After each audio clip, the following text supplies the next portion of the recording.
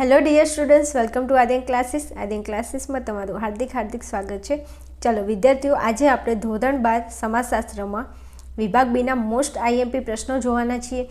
કયા ચેપ્ટરમાંથી, એટલે 10 ચેપ્ટર છે તો 10 ચેપ્ટરમાંથી એક પ્રશ્ન પૂછાય છે, એ તમને ખબર છે. વિદ્યાર્થીઓ, અહીંયા તમને જે પણ આઈએમપી આપું છું વિભાગ બીના એટલા પ્રશ્નો કરી લેજો. તમને તમારી એક્ઝામમાં બેઠા પ્રશ્નો જોવા મળશે. આ આઈએમપી તમને સેકન્ડ એક્ઝામ અને તમારી બોર્ડની એક્ઝામ બંને એક્ઝામમાં ખૂબ જ ઉપયોગી થવાના છે. તો આપણે ચેપ્ટર વાઇઝ મોસ્ટ આઈએમપી તમારા જે વિભાગ બીના પ્રશ્નો છે એ આજે આપણે જોવાના છીએ. જો તમે ચેનલ ઉપર નવા હોય તો ચેનલને સબસ્ક્રાઈબ કરી અને વિડીયોને લાઇક શેર કરજો. તમને તત્વજ્ઞાન વિષયમાં કોઈપણ ચેપ્ટર નથી આવડતું તો તમે પ્લેલિસ્ટની અંદર જઈ અને કોઈપણ ચેપ્ટર, જે ચેપ્ટર તમને નથી આવડતું એ ચેપ્ટરના વિડીયો આપણી ચેનલમાં અવેલેબલ છે, તો ત્યાં જઈ અને તમે જોઈ શકો છો. ચલો શરૂઆત કરીશું. આપણે ચેપ્ટર 1 ઉપર જઈશું. ચેપ્ટર 1ના મોસ્ટ આઈએમપી પ્રશ્નો. ચલો, પ્રશ્ન નંબર 1 છે, ભારતમાં 2011ની વસ્તી ગણતરી મુજબ સૌથી વધુ લિંગ પ્રમાણ કયા પ્રદેશમાં છે? લિંગ પ્રમાણમાં ખબર પડે છે ને? હા, સ્ત્રી પુરુષનું પ્રમાણ.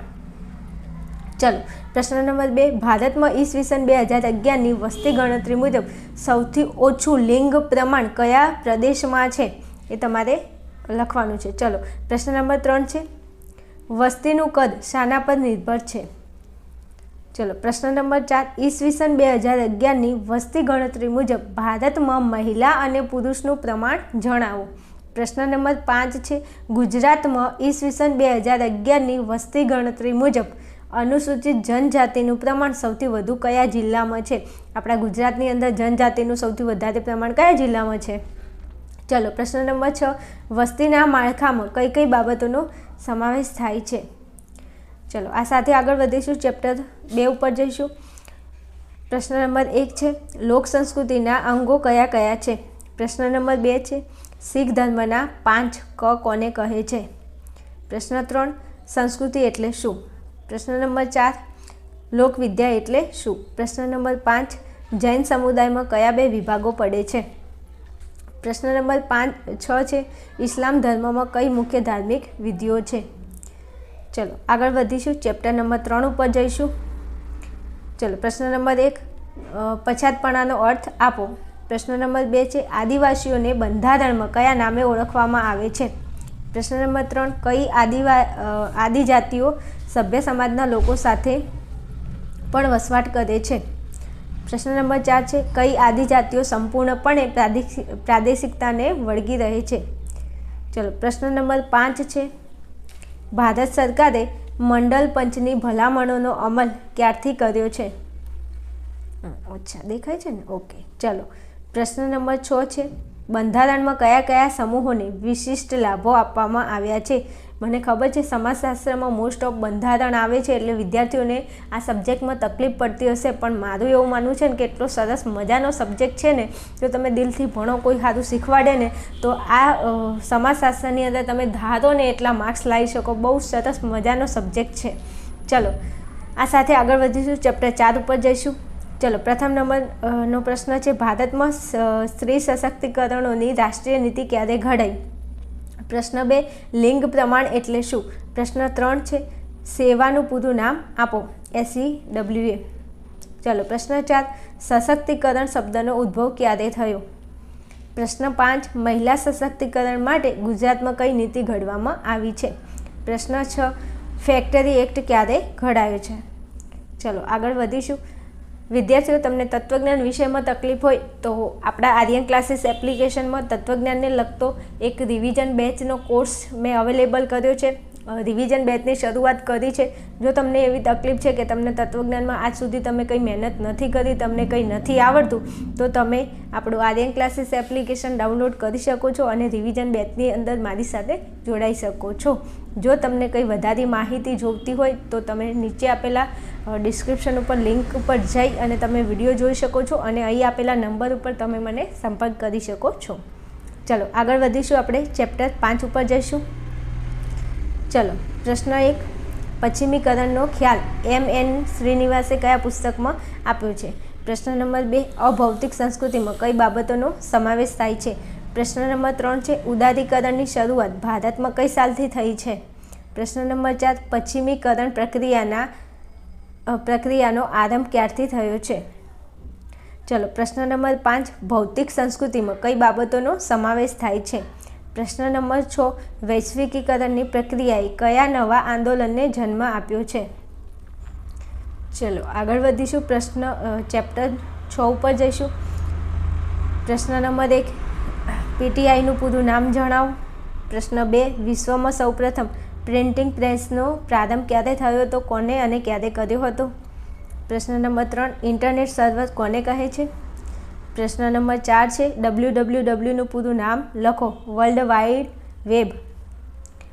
WWWનું પૂરું નામ વર્લ્ડ વાઇડ વેબ.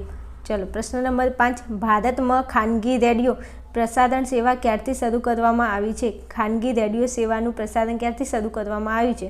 રેડિયોની શોધ કોને કરી હતી? માર્કોનીએ કરી હતી ને 1921માં કરી હતી. ચલો આગળ વધીશું. પ્રશ્ન 6 ઉપર જઈશું. UNIનું પૂરું નામ આપો. ચલો, ચેપ્ટર 7 ઉપર પ્રશ્ન નંબર 1, નિસ્બતે આપેલી સામાજિક આંદોલનની વ્યાખ્યા આપો. પ્રશ્ન નંબર 2, સુધારાવાદી સામાજિક આંદોલન એટલે શું? પ્રશ્ન નંબર 3, આંદોલનનો ઉદ્દેશ્ય જણાવો. પ્રશ્ન નંબર 4 છે સમાજમાં કયા 2 પ્રકારના સમૂહ હોય છે? પ્રશ્ન નંબર 5, ભારતમાં સ્વચ્છતા અભિયાનનો આરંભ કોને અને ક્યારે કર્યો હતો? ભાઈ, સ્વચ્છતા અભિયાનની શરૂઆત કોને કરી હતી? યાદ તો હશે ને, આ તો એક કોમન પ્રશ્ન છે. ચલો, પ્રશ્ન નંબર 6 ઉપર જઈશું. ક્રાંતિકારી આંદોલનની વિશેષતાઓ કોણે દર્શાવી છે? ચલો, ચેપ્ટર 8 ઉપર જઈશું. પ્રથમ પ્રશ્ન છે પંચાયતી રાજની સ્વતંત્રતા પાયાથી શરૂ થવી જોઈએ, આ વિધાન કોને કીધેલું છે? ચલો, પ્રશ્ન નંબર 2 છે વિડીયોનું પૂરું નામ આપો. પ્રશ્ન નંબર 3 છે ટીડીઓનું પૂરું નામ આપો. ટીડીઓ એટલે તાલુકા વિકાસ અધિકારી, તાલુકા ડેવલપમેન્ટ ઓફિસર. અને પ્રશ્ન નંબર 4માં કીધું છે ડીડીઓનું પૂરું નામ. ડીડીઓનું પૂરું નામ થાય ડિસ્ટ્રિક્ટ ડેવલપમેન્ટ ઓફિસર, જિલ્લા વિકાસ અધિકારી. ચલો, પ્રશ્ન નંબર 5 ઉપર જઈશું. વિદ્યાસાગર શર્માના મતે પંચાયતી રાજ એટલે શું? ચલો, પ્રશ્ન નંબર 6, તાલુકા પંચાયતના પ્રમુખ કોણ બને છે? ચલો આગળ વધીશું. આપણે ચેપ્ટર નંબર 9 ઉપર જઈશું. પ્રશ્ન નંબર 1, રોબર્ટ મર્ટન સામાજિક ધોરણભંગ વર્તન કોને કહે છે? પ્રશ્ન નંબર 2, ભારતમાં પ્રથમ બાળ અદાલતની સ્થાપના કયો અને ક્યારે કરવામાં આવી હતી? ચલો, પ્રશ્ન નંબર 3 છે અપરાધ કોને કહે છે? પ્રશ્ન નંબર 4, બાળ અપરાધી કોને કહેવાય છે? ચલો, પ્રશ્ન નંબર 5, કોલેજના યુવાનોને સમાજશાસ્ત્રીય અભ્યાસ કોને કર્યો હતો? કોલેજના યુવાનોનો સમાજશાસ્ત્રીય અભ્યાસ કોને કર્યો હતો? ચલો, પ્રશ્ન નંબર 6, જૈવિક દ્રષ્ટિએ યુવાન કોને કહે છે? ચલો, ચેપ્ટર 10 ઉપર આગળ વધીશું. HIV શબ્દનો પૂરો અર્થ આપો. પ્રશ્ન નંબર 2, કન્યા ભ્રૂણ હત્યા કોને કહેવામાં આવે છે? પ્રશ્ન નંબર 3 છે ઓનર ક્લિનિંગ કોને કહે છે? પ્રશ્ન નંબર 4 છે સામાજિક વિમુખતા એટલે શું? પ્રશ્ન નંબર 5 છે ભારતમાં કોણે એક સેક્સ વર્કરને HIV હોવાનું નિદાન કર્યું હતું? ભારતમાં કોણે એક સેક્સ વર્કરને HIV હોવાનું નિદાન કર્યું હતું? પ્રશ્ન નંબર 6, 2011ના સેન્સ મુજબ ગુજરાતમાં જાતિ પ્રમાણ જણાવો. ચલો, ચેપ્ટર 10 1થી લઈ અને 10 ચેપ્ટરના મોસ્ટ આઈએમપી પ્રશ્નો હતા. સરસ મજાના પ્રશ્નો તૈયાર કરી લેજો. તમને તમારી બીજી એક્ઝામ અને તમને તમારી બોર્ડની એક્ઝામ, બંને એક્ઝામમાં તમને ખૂબ જ ઉપયોગી થશે આ ક્વેશ્ચન. બીજું, નવા હોય ચેનલમાં તો શું કરવાનું? ચેનલ સબસ્ક્રાઈબ કરીને વિડીયોને તમારા મિત્રો સુધી શેર કરવાના. જો બીજા વિષયના થોડા આઈએમપી જોતા હોય તો થોડું ચેનલને સપોર્ટ કરો. બીજું, તમને જો આ પ્રશ્નોની PDF તમારે જોઈએ છે તો તમે આર્યન ક્લાસીસ એપ્લિકેશનમાં આવી શકો છો. એપ્લિકેશન ડાઉનલોડ કરી અને ત્યાં તમને PDF મળી જશે. બીજા કોઈ પણ સબ્જેક્ટ છે તો એના મોસ્ટ આઈએમપી પ્રશ્નોની PDF પણ તમને આર્યન ક્લાસીસ એપ્લિકેશનમાં જોવા મળશે.